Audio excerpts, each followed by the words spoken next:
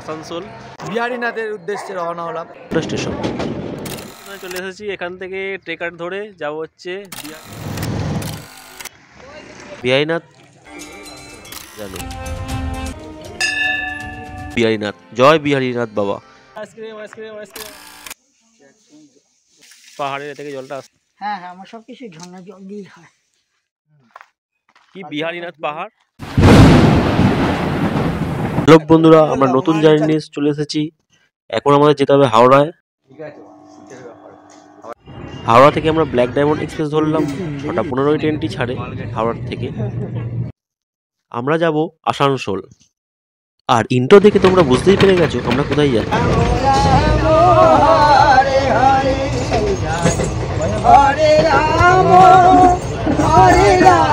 আর আজকের জার্নি বাঁকুড়ার সর্বোচ্চ স্থান বাবা বিহারীনাথ পাহাড়, আর সঙ্গে থাকছে আম ঝর্ণা।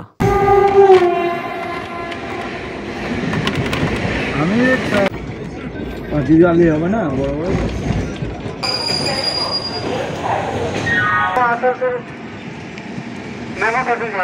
তো এখন আমরা চলে এসেছি আসানসোল। আসানসোল থেকে আমরা আদ্যাগামী একটি ট্রেন ধরবো, মেমু ট্রেন। বিহারীনাথের উদ্দেশ্যে রওনা হলাম। এখন আমরা আসানসোল স্টেশন। আসানসোল থেকে আমরা যাব মধুকুণ্ড স্টেশন। মধুকুণ্ড থেকে আমরা অটো, টেকার এছাড়া আরও অনেক কিছু আছে, সেরকম ব্যবস্থা করেই আমরা যাব। তার মেমু ট্রেন চলে এসেছে। দামোদর নদী, এই দামোদর পার হয়ে আমাদের যেতে হবে মধুকুণ্ড স্টেশন। আর আমরা আজকে যাচ্ছি বিহারীনাথ পাহাড়ে।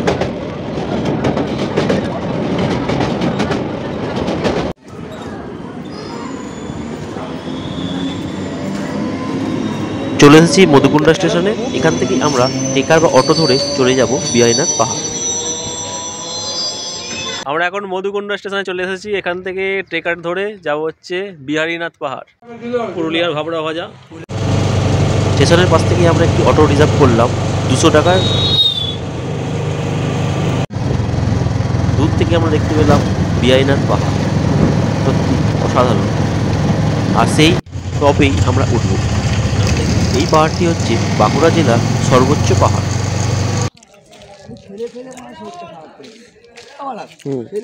এখানে এসে এই চারমাথা মোড় থেকে এই সামনের দিকে চলে যাচ্ছে বিহারীনাথ পাহাড়ের দিকে।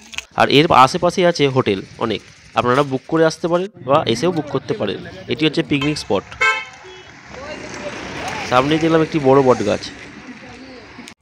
শিব গঙ্গার জলে বিহারীনাথ শিবের পুজোর কাজ সম্পন্ন। আর বিহারীনাথ মন্দিরে পুজোর জল এই পুকুরেই পড়ে।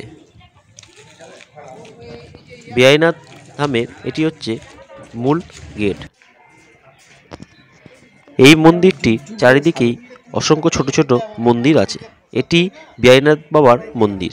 এই চারিদিকে কালী, বজরংবলী এইসব মন্দির আছে।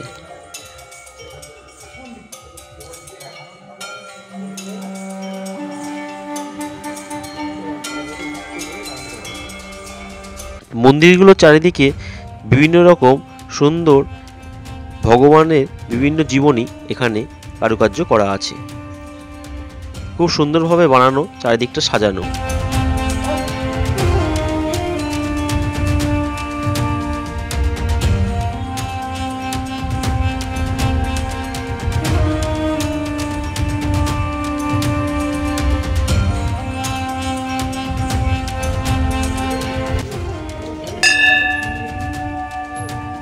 বিহারীনাথ মন্দিরের ভিতরটা দেখা যাক।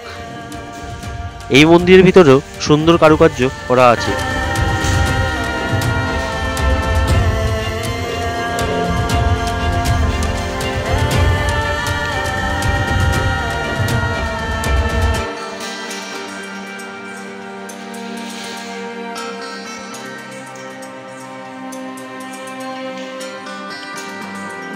আর এটি হচ্ছে বাবা বিহারীনাথ। জয় বিহারীনাথ বাবা, জয় বাবা Biharinath.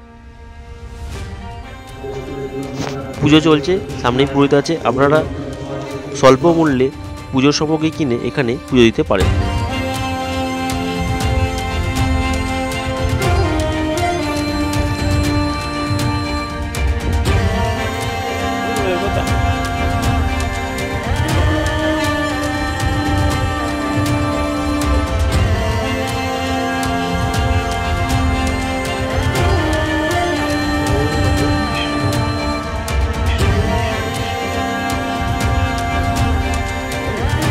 Ice cream ice cream ice cream ice cream 20, 25, 30, 50, 100। দাদা কি আছে চকোবার?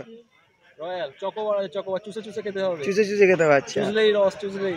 বাটি ফাটি আছে নাকি কিছু? হ্যাঁ, মানে ধরে বসা যাবে এরকম বাটি? একদম ভেতরে বাইরে সব জায়গায় বসা যাবে, ধরে আচ্ছা আচ্ছা ঠিক আছে। Ice cream ice cream. যে এখানে ট্রেকিং হয়, এখানে শুরু ট্রেকিংটা। আর এর সামনে দিয়ে যে রাস্তাটা গেছে এটা হচ্ছে আম ঝর্ণা আর সাধু বাবার কাছে যাওয়া যায়। আর এই সাধু বাবা যাচ্ছে একটা, সামনে সাধু বাবা, ভণ্ড সাধু। এটাই চলেছি, পাহাড়ি যাওয়ার রাস্তা এখনো পর্যন্ত খুঁজে পাইনি, জানি না কোন দিকে। আর এই বিহারীনাথ পাহাড়ের উল্টো দিকেই থাকে পাহাড়ি বাবা। এই তো এটা হচ্ছে বিহারীনাথের পাহাড়ের রাস্তা এদিকে আসছে। আর এখান দিয়ে একটা বোর্ড আছে, এই বোর্ডটা থেকেই সামনে যেতে হবে পাহাড়ি বাবার কাছে, ওখানেই আছে আম ঝর্ণা। চলো তাহলে যাওয়া যাক। কি এগুলো হচ্ছে পিঁপড়ে? রাস্তা হবে, দুধারে জঙ্গল,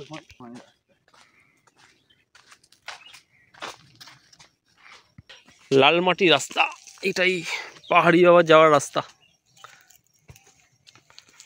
বেলপাতা, এই তো বেলপাতা। বেল গাছটা এখানে একা কিভাবে থাকে বলতো? একা একজন?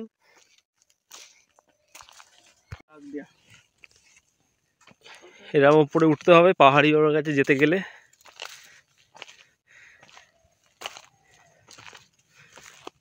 এই দূরে রাস্তা গেছে,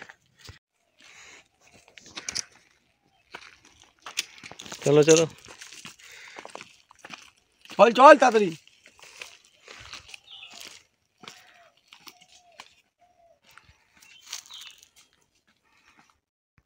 দূরে দেখা যাচ্ছে পাহাড়ি বাবার ঘর, চলো সামনে গিয়ে দেখা যাক। রাজাই হন আর ভিখারি হন, তাই তো, খেতে তো হবেই। আর এবার রাস্তায় রাস্তায় ঘুরবেন, এদিক ওদিক যাবেন, তা আপনার গাড়ি ভাড়া তো জোগাড় করতে হবে। এটা তো এমনি এমনি হবে না, ওই ছোটখাটো একটা চাকরি দিয়ে করে নি, এইগুলো তো করতে তো হবে। পাহাড়ি বাবার থেকে আমরা কিছু কথা শুনে নিলাম এবং আমাদের সৌভাগ্য পাহাড়ি বাবার হাত থেকে চাও খেলাম। এই মন্দিরটি বাবা নিজেই বানিয়েছেন। পাহাড়ি বাবা এখানে 11 বছর একাই থাকেন। তেঁতুল গাছ থাকলে আর এই পাহাড়ি বাবার এখান থেকেও বিহারীনাথ পাহাড়ে টপে ওঠা যায়, কিন্তু 3 থেকে 4 ঘন্টা লাগবে বাবা আমাদের বললেন।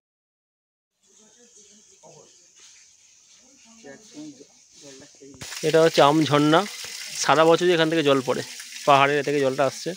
এই যে পাহাড় উপর থেকে। আর পাহাড়ি বাবা আমাদের কিছু কথা শোনালেন। এই সামনের ঘরটাতে অন্য একটি সাধু থাকতেন, কিন্তু তিনি থাকতে পারেননি। না, সাধুর যদি হিংসা তাহলে এমনি সাধু কিসের? কি সাধু, এটাই আমি বলতে চাই।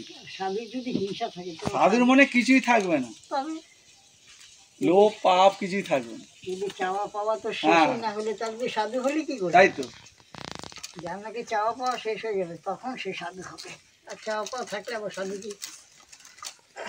আর ঝর্ণাটা কি সারা বছরই পড়ে? হ্যাঁ, ঝর্ণার জল না থাকলে এখানে থাকাই যাবে না।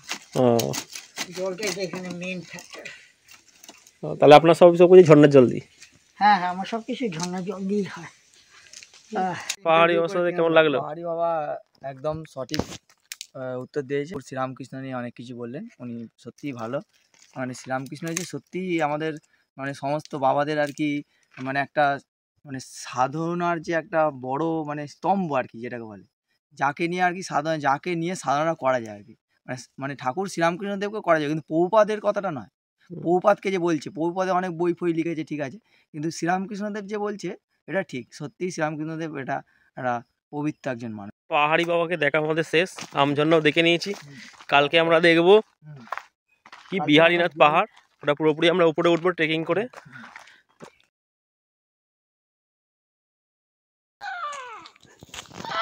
বন্য প্রাণীরা সব চলে এসেছে বিহারীনাথ পাহাড়ে, অন্ধকার ঘনিয়ে আসছে।